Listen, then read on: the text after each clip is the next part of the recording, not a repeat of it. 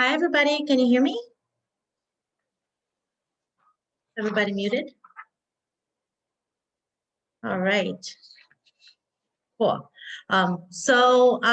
Today, first of all, thank you everybody for taking time off your busy schedules to join this event. It's great to see some already familiar faces that have been supporting us in the previous events that we put together.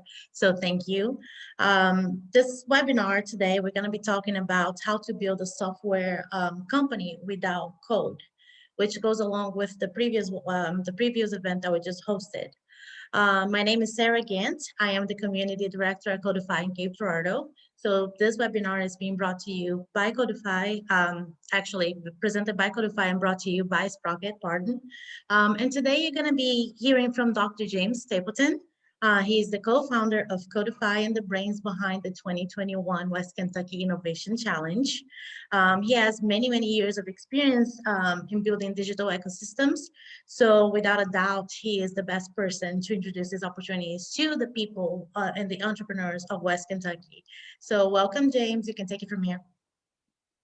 Thank you, Sarah. Can you hear me okay? Great. Hey, good afternoon, everyone. As Sarah said, I'm James Stapleton, and what a pleasure to see you connected this afternoon. I'm especially glad that everyone's safe and not outside fighting the ice storms or whatever else is going on. Super excited today to really jump in and talk a little bit about many of the things we've learned over the years about how to start software companies, and especially knowing that most people, especially in the rural communities that we work in southern Missouri, West Kentucky, and other areas, aren't software developers, probably don't have much experience with technical occupations that would help them understand about software and how to develop it. And so we're glad you're here, and we're going to try to help you learn a little more about that. I want to first thank Sprocket Innovation for partnering with us. As many of you know, we're working on a multi-year effort to really try to expand the digital economy in West Kentucky. Digital technology has been driving both our domestic economy and global economy for some time. And our missions are really aligned well with Sprocket and the other partners at Kentucky Innovation and throughout the state of Kentucky to try to provide more opportunities for entrepreneurs to start software-based businesses and individuals to learn how to perform the skills that those companies need. So thanks to Sprocket and everyone. I'm going to share my screen now and start to jump into the topic today. I have maybe just 15 minutes or so of conversation, and then we'll jump into some questions as well.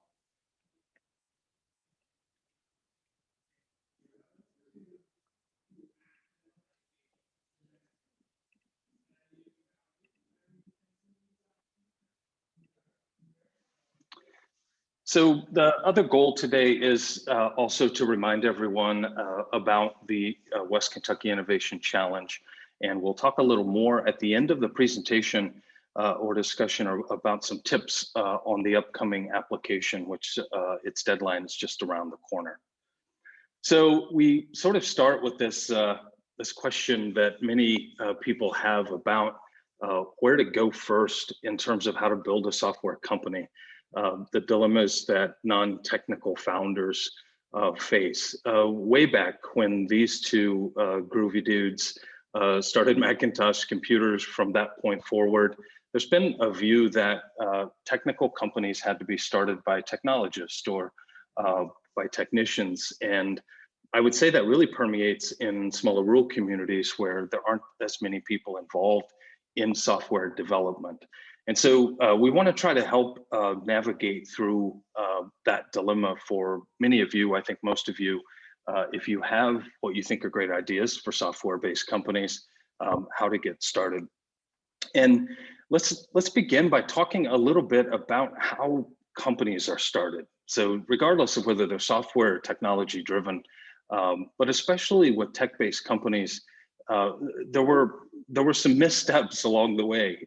When I first started back in the early 90s, the way that we would work on developing these businesses was to create a very complicated multi-year pro forma financial statements. We would build these elaborate, crazy business plans that were full of assumptions and hopes, and then we would just sort of jump out there and see what happens. And obviously, lots of risk in going about it this way.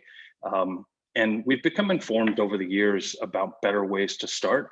I would say there are still people that sort of promote this as being the first step, but those of us involved in the entrepreneurial community have really sort of transitioned to some different ways to work on this. And even this way, so widely sort of accepted and promoted method for starting technology-based businesses has some flaws, especially for non-technical founders.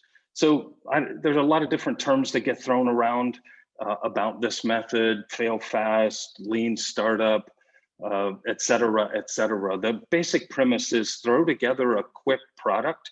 Many people refer to as a minimum viable product. And that's exactly what it means. Just the minimum that it takes to actually stand the product up and get it in front of customers and hope they like it. The impetus of sort of that versus the old way was not to spend hundreds and hundreds of thousands of dollars on elaborate software to only find out that customers don't like it, but to spend less. If you know anything about software development or ever purchased software to be developed, it's expensive. And so even this minimum viable product concept has some flaws. And I would say that one of them is that by going about putting up something that's fairly low fidelity as your product, you oftentimes end up forcing customers not to like it. You sort of deny them what might be the optimal solution, the high fidelity concept you have, by rushing forward and throwing some sort of underwhelming product in front of them. And when customers don't like it, then businesses fail. And so there is a part of the entrepreneurial community that just sees it as the way it goes. You've raised money, maybe you've gotten other investors involved, or you've put your own life savings into something, and if it doesn't work, oh well, that's the way the game goes. And that environment is even more challenging for non-technical co-founders. If you have to ask someone else, hire someone else, find someone else to develop your product, obviously one of the ways that people do that is to find a technical co-founder. Typically, you exchange equity in the business for the technical individual to come along and help you. So immediately you've sort of been diluted in your own ownership in the business because you took someone on to help develop the product. Raising funding to go pay for software is a challenge, especially if you really haven't gotten much traction. I've been involved as an investor and a coach to founders in raising money for a long time. And frankly, unless you've made some progress and have real customers, even beyond beta, I would say most even angel investors and seed investors today are looking for traction, real customers, paying, generating revenue, and with a pretty evidence-based plan to be able to scale that up to the kind of size and scope of operation that would warrant investment. And most investors sort of pass and say, you're not quite there yet if you don't have that product and that traction. So here we are, we're sitting here with a great idea. We may have a lot of background and knowledge about a problem that we think others need solved as well. But we've got all these constraints as a non-technical founder. So what are startups looking for in terms of success anyway? Some of you may have seen this model or ones like it. It's often referred to as user-centered design, but also as an innovation model. So the success for companies, I would say, not just startups, is right in the center of that Venn diagram. So if we walk around the diagram just a bit, obviously there's the first question in many people's mind is, if your product is desirable. Are there people that want to buy and pay for the product or service? And frankly, that's a place that we find that a lot of founders skip. I will tell you that an advantage, in my view, of being a non-technical founder is it's possible that you haven't fallen in love with a solution, a product, before you really understood the problem. I'll come back to that later, but there's I think way too much emphasis, especially with technical founders, on the fun stuff, creating cool tech. We love to do it too, but if you can't sell it, then obviously you don't get to the point where there's a viable business. So the way that these three things work together, part of the question is where to start, and really which one of these elements of this model is a good starting place and where you should place your emphasis. So let's talk about how and why startups fail. So read any study you want to about early stage companies of any kind, especially software-based companies. And you'll find conclusively that the number one reason startups fail is because they create something that customers don't want. I find when I ask people that question, that's not the answer I get. But when you look at the data, it's pretty clear. I get lots of other answers like, well, the reason the companies fail is because they don't have enough capitalization. They weren't able to raise enough money. That's not true. Oftentimes people talk about, well, they failed in terms of the execution of their business model or plan or operations. That happens, and that is a reason that companies fail, not the primary reason that they fail. And I could go on and on with other things that you may have thought about or are thinking about in terms of why companies fail. But by and large, software-based companies fail because they built something that people didn't want. So our goal in the companies that we work with, in the communities that we serve, is to help founders put themselves on a path to obviously avoid this failure. So let's talk about some of those steps. And we put problem solution fit as first.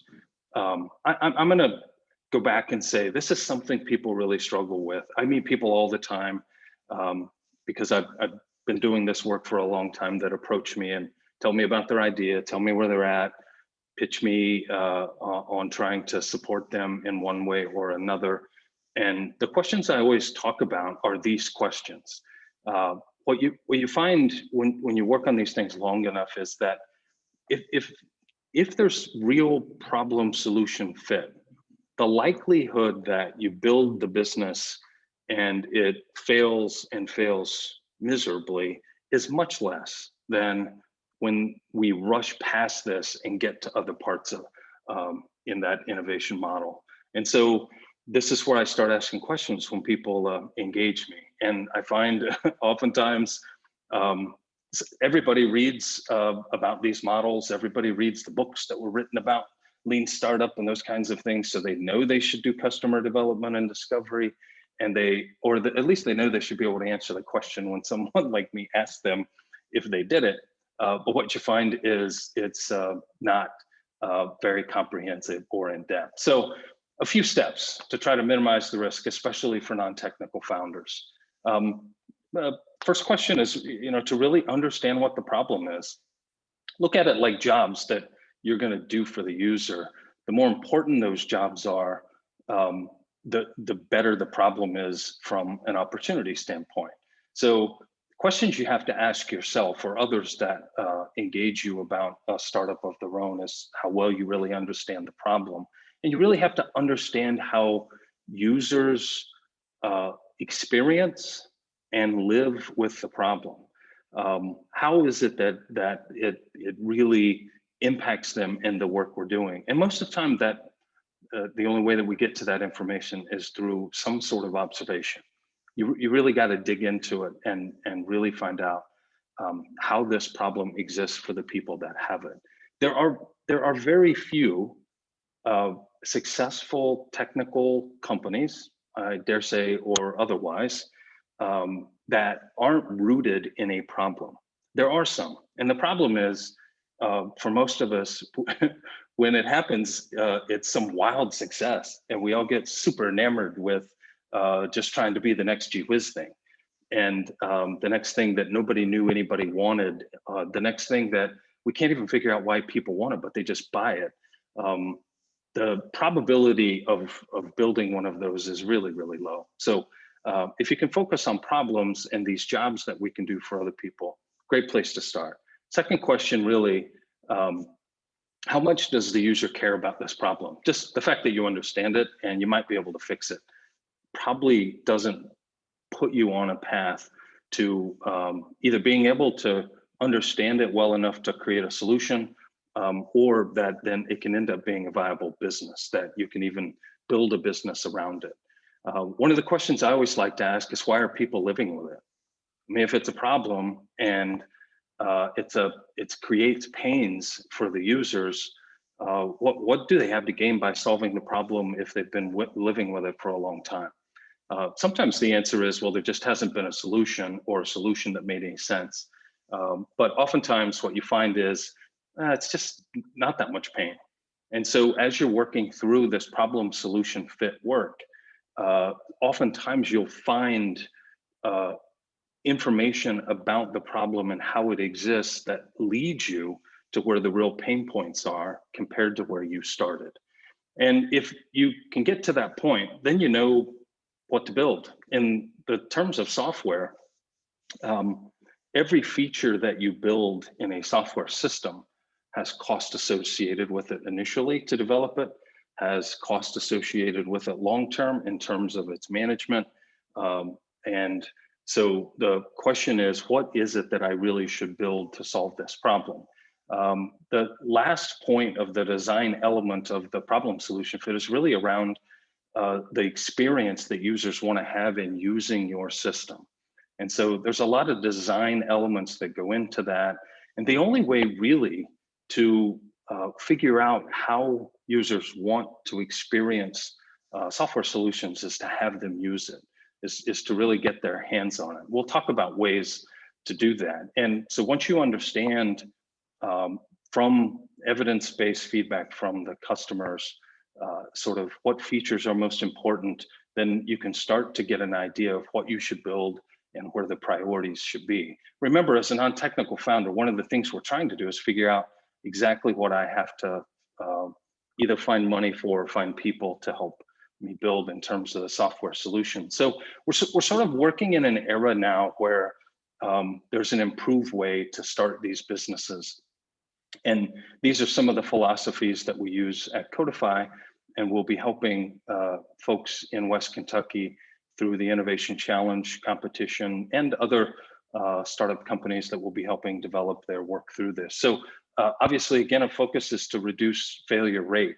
So how can we, instead of throwing real quick rushed MVPs out in front of customers, how can we build nice, high fidelity and low code prototypes? So the folks that participate in the Innovation Challenge as awardees will work with us in the development of some of these no code prototypes. So it sounds funny maybe to you that people who are software people like us talk about developing low or no code solutions. The technology has really come along in the last number of years where you can build super intuitive, interactive, high fidelity software without writing the code. And so there's an advantage in getting to market pretty quickly, or at least getting to customer development and discovery pretty quickly, and not have to actually build the software in a way that would be sort of scalable. And part of that process also is really disciplined customer development.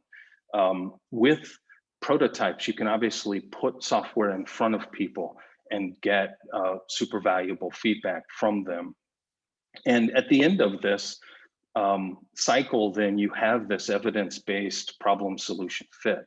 Imagine the difference in standing in front of an investor pitching based on the mounds of data, observation, and discovery you've gone through, the confidence that you have once you've gone through that process, when the hard questions come from investors, supporters, family members you're borrowing money from, public organizations who are supporting startups or your business development, the confidence that you can have at that point versus the sort of lean approach.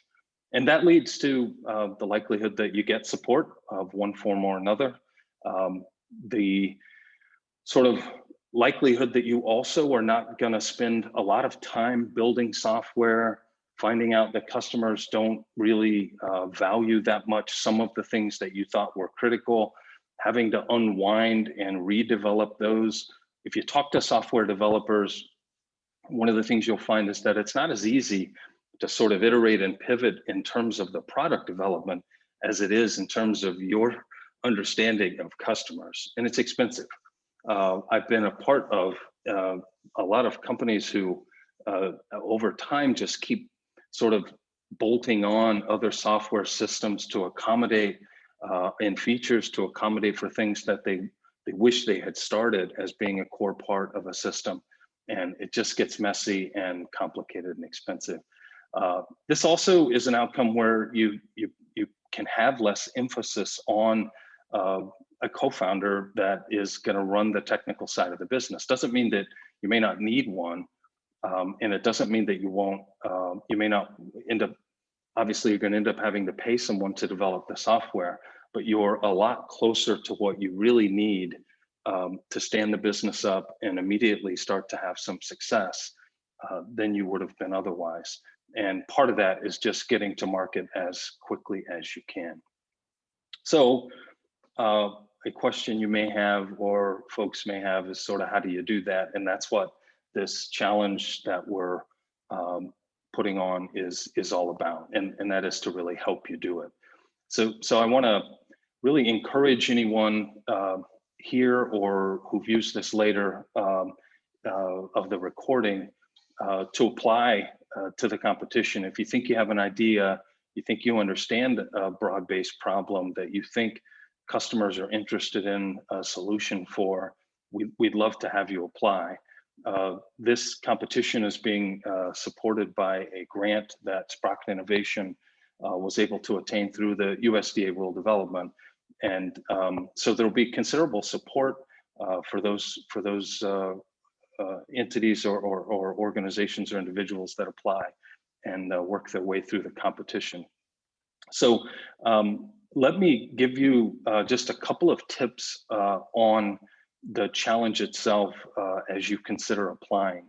And I see that this slide doesn't have the text on it for the URL to apply. Hopefully many of you already have that URL, but it's codifyworks/innovation challenge.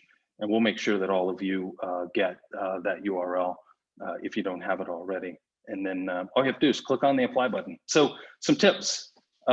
Based on what I've said today, it's going to be no surprise to you that we put a lot of emphasis on your understanding of the problem it is that you're trying to solve, how users live with that problem, and why you think anyone would be interested in solving the problem. So several of the questions in the application, which by the way is fairly simple and straightforward, are about the problem. So take some time to kind of do some research if you're not already well versed in problem solution fit, and sort of attack those questions probably with the most time and effort.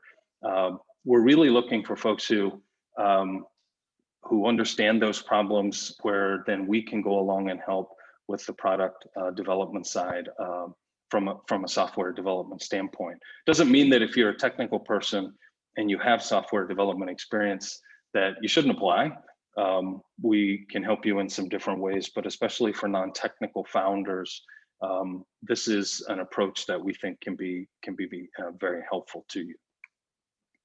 If you have follow-up questions or need any assistance with the application, I would provide you my email address here, and also the Regional Entrepreneurship Director at Sprocket, Monica Belak, and her email address. We'd be glad to hop on a Zoom call with you and just work through any questions you might have about the application or any assistance we can provide you.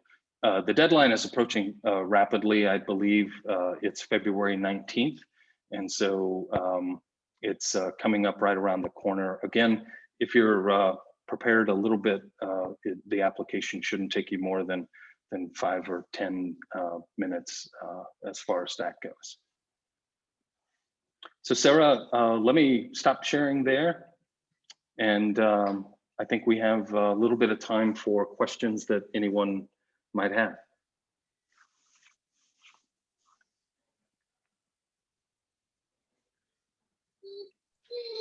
So guys, feel free to jump in or just post your questions in the chat. I actually have a question, James. Sure. So if I am a non-technical founder and I do have this brilliant idea that I think is going to solve an issue for a lot of people, how can I determine whether this idea is actually feasible? Yeah, so if you think back to that innovation model real quickly, there's sort of 3 elements of that model that we have to deal with to arrive at innovation success. Obviously, the first one and the one we spent the most time talking about is just the desirability, and then feasibility is really in our mind more about the technology. So can we actually build a product that solves the problem in a way that the user most desires? And then the third question, and the reason that Venn diagram makes so much sense is because they really are all very connected, is then can we build a business around that? Oftentimes you can find product solution fit. So I can find a problem that people care about. There's a bunch of pain around it. We can figure out how to solve it. But for one reason or another, we can't monetize it in a way that there's a viable business there. And so the work that is done is to really work our way through that process. So technical feasibility is something that for a non-technical founder is a place where you have to get some help, either from a software development agency, a technical co-founder, someone that's interested in the business, or folks like us in this case. That'll be one of the things we'll help with, is exactly how do you go about solving the problem with the kinds of technical tools most suited for it.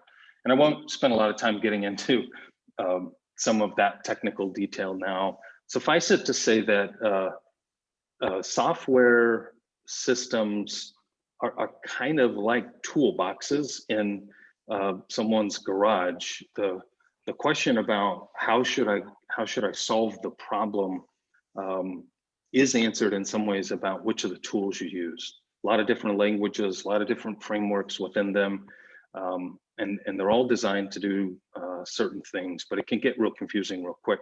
But that's something that's sort of down the road in the process. Okay, thank you. We actually have a question from Patrick Ramval in the chat. What thought would you give to the existence of other businesses / startups competing to solve the same or very similar problem? So if I understand that, is that a question if there are 2 applications trying to solve the same problem? Patrick, is that what you're saying?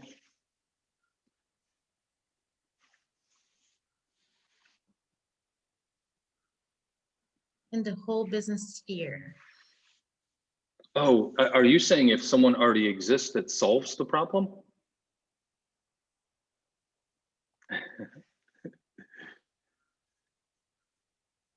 Hi, James. Hey, can Patrick. you hear me on the audio? Yeah. Just to clarify my question a little bit, so you've identified a problem that there are a lot of other businesses that have also identified as a problem that potentially needs solving. What thought in development, I mean, obviously this happens all the time, where multiple entities see this as a a viable problem to be solved. There's a business around this. as a non-technical founder, like, how do you take that into consideration where it's like, oh, there may be other people working on solving this. Do I go ahead and go forward with this idea? Or, do I not even want to get into that? Yeah, great question, Patrick. Sorry, I had a hard time understanding it the first Oh, it's time okay. around. Yeah. So the truth is, there are very few super novel ideas left. I mean, with the amount of information we share and how rapidly we share it now, it's really hard to, unless you're involved in a scientific area of some sort, to be approaching a problem that isn't solved in one way or another already. So many businesses are built on the back of solving it better. Another way of saying that within the context of that model is that's more desirable. And so what is it about a problem solution fit that you could arrive at that makes your solution more desirable? And part of that can be technical. Part of it can be part of the business model as well. We all know and have seen entire industries, especially more recently, completely disrupted by just a different way of solving a problem. I think about how taxi cab companies don't exist really much anymore because of rideshare thinking, a way of really using some technology, but really disrupting that industry with a different business model, a way of putting together customers differently than the way it was done and delivering that service than the way it was done before. So the real questions around whether to pursue your own way of solving that problem really gets into that seminal sort of what would make this so desirable that people would change what they have done for some period of time in order to do it. I will tell you that this is there's immediate resistance from some folks, especially in the investment community, I will tell you, when they're presented a concept to do something better than somebody or lots of other companies are doing it.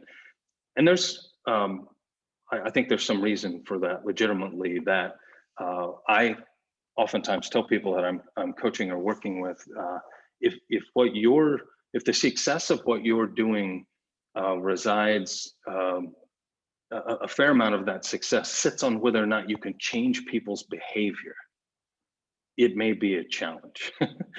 Changing people's behavior, there either has to be this super big pain that's sitting out there that isn't solved very well at all yet, or some giant gain that I'm going to get for choosing you over the other solutions. So it is, I think, cause for pause in a way, but my gosh, just think of the endless numbers of sort of new, slightly iterative approaches to solutions that have existed and how successful some of those businesses had been. So I think it's the way most companies are built, honestly, is just doing something better in a way that people will desire it more. Thanks for the question, Patrick. That's good. Anybody else have any other questions? Dr. James, my name is Bhargav, if I can ask a question. Sure, when you hear a product idea or a pitch, would you be more interested on the low cost side of it or a differentiation factor associated with it? Yeah, great question. Because obviously one of those desirability factors that a lot of times we'll sort of go to is, well, we think we can deliver the solution at a lower cost. Okay. So this really gets into the heart of the business model for the business.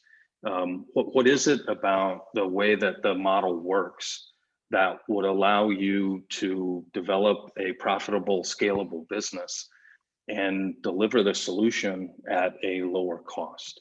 Another way to ask that question is, why would you do that? So I definitely think that cost is a differentiator. We see that all the time.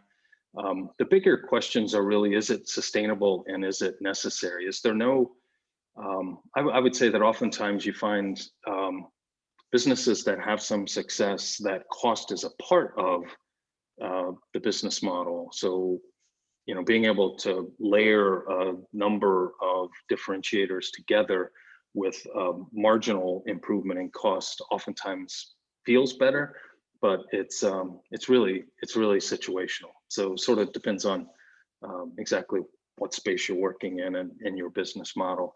I hesitate. You can probably just tell in my response. I hesitate almost immediately to want to get excited about just doing something cheaper, because it's hard oftentimes. But sometimes you find some gap, some space somewhere to do that, and then you can have some success. So that's one of the things that gets worked on for sure in the business model. Oh, thank you. Yeah, thank you for the question. Great questions. Anybody else have a question? James, can you talk a little bit more about the judging criteria? I know you brought back like that graph and those are important factors, but is there anything else that people should take into consideration?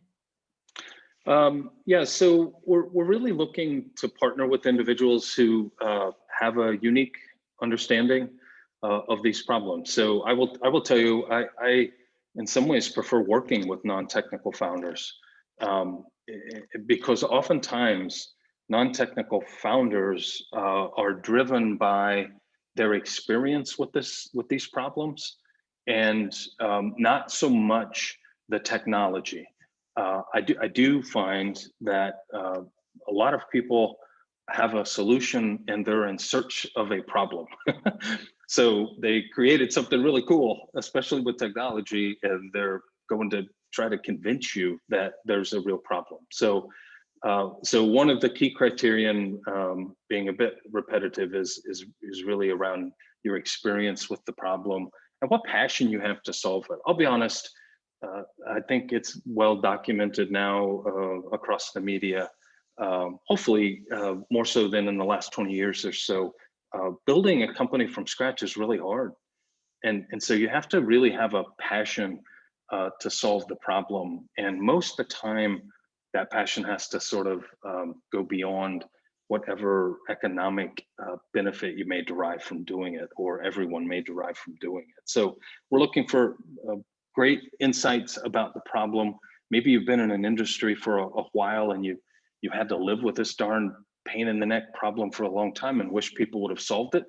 And with some help, maybe you could solve it. And because you've lived with it for so long, or because it has an impact on people that you care about, then you have a lot of passion for it. And I think those things are what the criterion in the competition are really trying to get at. So there's a few little eligibility kinds of things. Obviously, the funding from USDA requires that you as an individual or your business, if you have one already, resides in one of the eligible counties. But for the most part, the sort of subjective criterion is around your experience and passion to solve the problem. And that goes back to the previous event that we had with Nathan. I know a lot of you were present for that. So essentially that's all that he talked about. It's how he had a problem that he had to deal with for many, many years. And that's why, you know, his idea and his software right now, that's why he can do it right. That's why he can scale right, because it was a problem that he experienced. So. Yep. Yeah, Brennan, I see the question. May the innovation problem or solution be from an industry that isn't a rule specific problem? Absolutely. Yeah, good question. And yeah, absolutely. The USD rural development is, their mission really is an economic development mission, just like ours and Sprocket's. And so whether or not the problem necessarily resides and takes place completely in a rural community isn't as important as whether or not we can build businesses and economic impact from those businesses in our rural communities. So thank you for that question. Any other questions for Dr. Stapleton? Yeah, James, can you clarify, can we allow people who want to create maybe just another line of business within an existing business? Is that eligible? Yeah, Monica, good question. And sure, there are opportunities oftentimes for an existing business to sort of, this is where innovation comes from corporate America, if you will. So although we're dealing mostly with small businesses with this program, if there's an opportunity to expand into an area related to something you're already doing, oftentimes that comes from, again, your understanding of these problems that you're already helping solve, and another one that might be related. So you would, anyone would be eligible as an existing business to do that. We'd love to help with that. Well, great. If there are no other questions, thanks again, everyone, for participating today. Thanks, Monica and the team at Sprocket for all that you're doing to help us work with folks in West Kentucky. We really look forward to the Innovation Challenge, and get applications in. Doesn't hurt to try, and we'll do everything we can to help you learn from the experience. And I think you'll be impressed with some of the outcomes for sure. Thank you all so much. Thank you, guys. I left the emails from Monica and James in the chat, so feel free to just copy that or visit the link that I also dropped in the chat that was for the Innovation Challenge webpage. Thank you all. Have a good day. Thank you. Have a good day.